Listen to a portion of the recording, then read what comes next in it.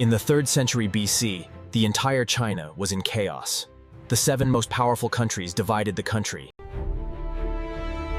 To the west, Qin lies in the palm of rugged mountain ranges. Nature has given Qin an almost impregnable natural fortress. The rugged mountain ranges protect them, but Qin's true strength did not lie in its walls, but in its iron will and the most elite war machine of its time. And above all, the will of a young King Qin Shi. Right next to Qin is the small state of Han, the throat of the world. Its central position makes Han the first target to be defeated. To the north, the country of Triyu, with its vast plateaus, is the homeland of the most skilled cavalry. The WE country is located in the center. The land is fertile but also surrounded on all sides. To the east, the vast country of Qi has a long coastline and is rich in salt and fisheries. To the south, the state of Chu, the largest of the 7 heroes, stretches from the Yangtze River basin all the way. And finally, the country of Yen in the northeast, the land of cold and resilient warriors. And then, the moment has come. From the northwest fortress, the most gigantic war machine. The Hamcock Gate opens. The black river of Qin soldiers flows to the east. To start the war, Qin chose Han, the smallest and weakest country, located close to the border, as the first.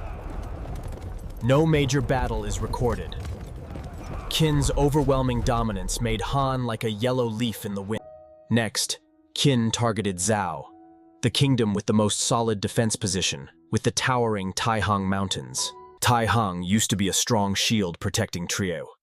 But now, the dangerous mountain passes have become a fatal weakness. The Taihang mountain range, a solid natural wall. The mighty Qin army had attacked many times, but was helpless before the dangerous passes. General Zhao Limu, with his solid defense, forced the Qin army and the veteran commander Wang Jian into. But when swords and spears cannot win, the poisoned arrows of words will prevail. Vuong Tian, with his sinister plot to sow discord, is aiming at Triyu's heart high, the trust of King Triyu. King Triyu listened to slander, stripped Li Muk of his military power, and then gave him a cup of poison. The talented general, who could hold out against the entire Qin Empire, died by the hands of his own lord. The wall of Taihang has collapsed. Without Limu, the Zhao army is like a snake without a head. The Qin army poured into the mainland like a tsunami, tightening the siege around the capital city of Handan.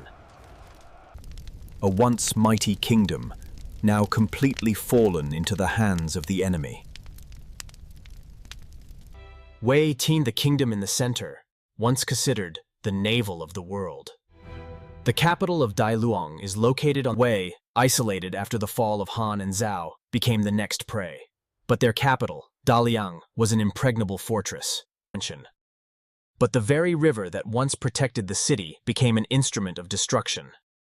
General Qin Wang Ben used a cruel tactic, diverting the waters of the Yellow River and the 4 rivers to submerge the entire city. After 3 months of siege and suffering from an artificial flood, Great Liang fell. The king of Wei, Chu Qin, the largest kingdom, with enormous military potential. This will be a life or death battle. King Qin underestimated the enemy and only sent 200,000 troops led by Li Xin. That was a costly mistake. The painful lesson forced King Qinzheng to humbly ask for help from the old general Wang Jian. I need 600,000 soldiers, the entire force of Qin. Great General, are you demanding my entire kingdom? Attack on Chu is not a battle, but swallowing a country.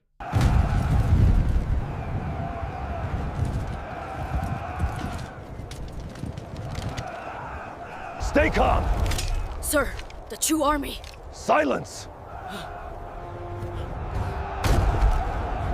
The Chu army's morale was worn down. As they began to retreat, Wang Jian immediately gave the order to pursue. Chu, the last powerful kingdom Kiri, has collapsed. Wang Jian's horse's hooves now headed north, aiming at the Yan state, the one that dared to mastermind the plot to assassinate the king of Qin. Prince Dan of Yan, who was once a hostage in Qin and was threatened, sought out the brave warrior, Jing Ke. Dear warrior, this cup of wine sends you on your way. Crown Prince, please stop talking. A scholar dies for his soulmate. How cold the wind is. The Yi River is cold. To approach the enemy, one must first become someone who is not scary.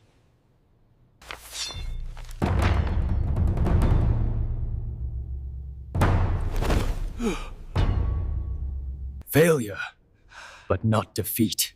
A death to define a legend. Crown Prince Dan entrusted his ideals to Jing Ke, but he did not expect that he himself would also become a scapegoat for that broken ideal. In 222 BC, the Yan kingdom was destroyed. King Yanzi was captured. Sacrifice. The Dai kingdom, the remnant of Trio Hansum, was also quickly crushed. The northern gate was completely closed. And then, the fateful moment finally came. Only Kui remained. The gold and silver of the Qin are never a gift. They are invisible silk threads, gradually tying up the fate of a nation. And that king happily accepted those ropes, with a naive belief that it was a favor from the strong. And so, under the leadership of a traitor, Kui closed its last path of life. The king of Qi was captured alive in a humiliating manner, without having time to organize a battle. A city can last 800 years, but the will to protect it can be destroyed in a single night. Qin Shi Huang's war to unify the world was not only a victory in weapons or strategy, but also a lesson in mastering geography. High mountains, wide rivers, and dangerous passes all become double-edged swords. Qin Shi Huang proved that in the hands of those who know how to use it, geography is not an obstacle, but a stepping stone to unify the world. The conquest of Qin Shi Huang is an epic of mastering geography. But the story does not end with the land, but with the people's hearts. In the room, Adam and the professor were discussing the Qin family. Professor, the conquest of Qin Shi Huang was truly an epic of mastering geography. From treacherous mountains to vast rivers, everything became a stepping stone toward unification. But the story doesn't really end with the conquest of land. Adam, it only begins with something far more elusive: the hearts of the people. Look at the reforms of Qin Shi Huang. Abolishing the feudal system and establishing the commandery county system, it put an end to the fragmentation of feudal lords. But that policy shattered a 1,000-year-old tradition. Each feudal state had its own unique culture. Forcing a uniform system on them so abruptly only bred resentment and turned the people's hearts away. But that policy shattered a 1,000-year-old tradition. Each feudal state had its own unique culture. Forcing a uniform system on them so abruptly only bred resentment and turned the people's hearts away. But have you thought about the artisans with their family trade secrets? The scholars who mastered the ancient scripts? This forced standardization has shattered countless traditions. The Great Wall of China, the legendary defense system that protected the cradle of Chinese civilization. But at what cost? The stones of the wall are stained with blood, the mortar mixed with tears. What is the meaning of a grand project built upon the suffering of the people? The vast highway network allowed the military to move rapidly, but it also became a tool for suppression during rebellions. Standardized currency and script promoted commerce, but they were also instruments of control. But you can't deny it. Qin Shi Huang laid the foundation for a unified China. True, but you're forgetting the principle. Follow the will of heaven and prosper, though against the people's will and perish. The Qing dynasty's collapse after a mere 15 years is the ultimate proof of that.